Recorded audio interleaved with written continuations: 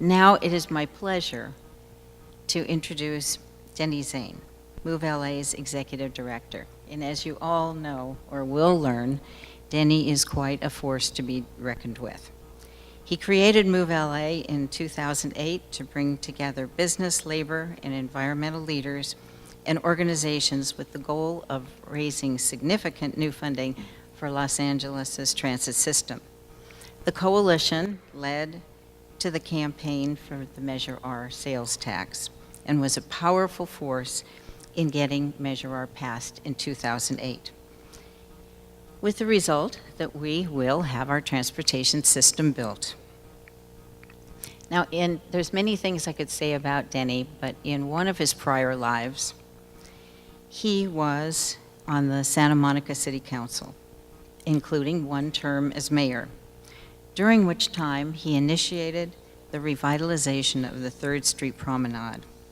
He wrote much of the land use policy for Santa Monica's downtown, emphasizing pedestrian amenities, mixed-use development, and effective transit access. So he is highly qualified on many levels to serve as our chief moderator throughout the whole day. So thank you so much. Denny?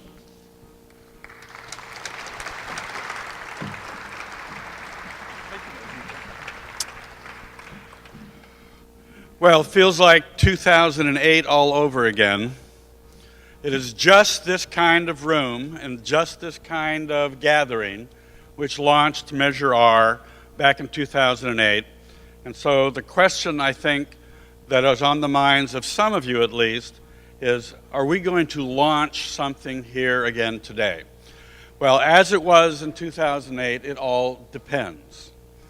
It depends upon what kind of agreements we find, depends upon what kind of commitments we hear, etc. Because the purpose of these conversations is not just to explore issues and understand better what our opportunities and challenges are. It is also to understand and see where constituencies are that need to coalesce for success. Move LA began with an ambition of creating the grand coalition of business, labor, environmental, and community organizations to promote an expansion of the transit system. And that's been our model and will always be our model, is really our mission. I want to take a moment also to thank the producers, the writer and producers of the film that you saw, LA's Got Lines. In our view, this film conveys the sense of fun, if you will, optimism and anticipation that we should all have about what's being created here in Los Angeles County. The only issue really is it a 10-year program or is it a 30-year program or in between? You know, it's well underway. Expo is being built to Santa Monica. The Gold Line is being extended out to the eastern San Gabriel Valley toward Azusa. The Crenshaw Line will begin construction soon. The East Side Gold Line was completed not with Measure R money, but shortly after Measure R was completed. And of course, the Orange Line in the San Fernando Valley was completed, the extension there as well. We've already had an enormous amount of success in beginning this effort. And we think success is still ahead of us. We went back to Washington, as you know, to try to find a federal support for an acceleration strategy. Everybody needs to give a shout out and a round of applause to our good mayor, Mayor Villaraigosa, for the energy that he spent and the creativity and the political capital he took to Washington to promote the notion of the 3010 plan, to build it in 10 years, created the America Fast Forward program, and we won half of that program, the expanded TIFIA direct loan program, in that legislative effort. A dramatic victory, the only, I would say, real new thing in the last transportation bill. But there are opportunities yet ahead of us to complete that program. We'll talk about that a little bit, but also to talk about what the implications of the most recent election are. And I'm going to try to make sure my electronic thing works. My place. Well, that's not it. There we are. All right, now I'm going to present to you a few slides that is intended to help bring us all up to a kind of baseline of information. All of you know that Measure J was on the ballot this last November in order to create an extension of Measure R from 30 to 60 years, creating an extra line of revenue that could help us secure the financing we needed to accelerate all of the Measure R projects. It needed 2/3 vote. You know, we got 66.11% of the vote. You know, what that really shows us, especially when you look at the 67.8% that Measure R got in '08, 66% is a rousing affirmation from our community. The people are clearly with this agenda. And we lost, however, on a technicality.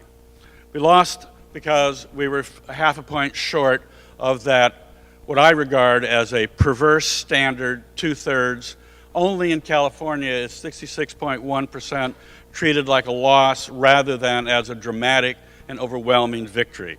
But I think we all should be encouraged at the degree of support our community gives to us, and every political leader, I think, sees 66.1% as an amazing affirmation. We also had an important some issues about the campaign got started late because the measure was signed, the authorizing measure was signed late. There was a lower voter turnout, about 10% than the 2008 election. And on account of that, we lost narrowly, where we had some decline in our vote from the Measure R was in the South Bay and the East and the West Valley and some of our affluent communities. Clearly, going forward, we need to figure out the program that invites and entices those communities to feel and appreciate that this investment strategy has them in mind as well. Perhaps we didn't do as good a job in that as we should have, but clearly the urban communities, the urbanized communities, the working class communities of Los Angeles County voted overwhelmingly. Right here you can see that we got in East LA 75%, and other parts of Los Angeles County 74%. Even in the San Fernando and San Gabriel valleys, while we didn't quite clear 2/3, we did a very, very significant success at nearly 65% of the vote. And where we lost ground, again, South Bay, West Valley, North LA counties, and affluent communities, again, that tells us a couple things. It tells us probably that Prop 30 on the ballot, voting for a new tax on the same ballot, probably eroded some of our vote in these communities, and that we need to think harder about how we convince those communities that this system serves them as well. Notably, we were not the only county in the state of California that had a narrow shortfall. In Alameda County, they lost getting 2/3 by about 500 votes.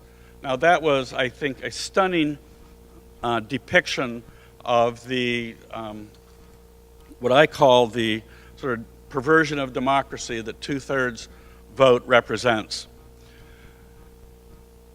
However, we now have an opportunity to go back to what we call Plan A. Now, you may remember that the federal government as a financing partner was always the first plan for the 3010 plan. Measure J was the backup plan, Plan B. We had gotten in Plan A the major expansion of the direct loan program, TIFIA, but we needed to find support for the America Fast Forward tax credit supported bond program. And that, I think, is one of our clear priorities now going forward. Actually, I think Rafi Hampirian from Metro's Director of Federal Affairs might be here. Rafi, where are you, Rafi? Maybe he's going to be here a little later, I think, because I'm going to cue him up in the panel. But I think we have some real prospects for success there in which we can complete the strategy to build out this new transit system in 10 years. And of course, what this is a tax credit program that induces or entices private lenders to loan to Metro to build out this system.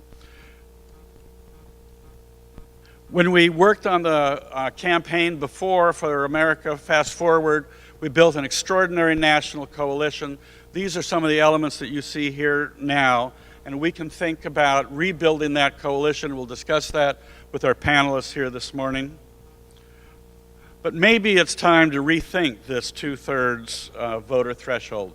We think so. We hope you do as well, and that will be an important part of our discussion.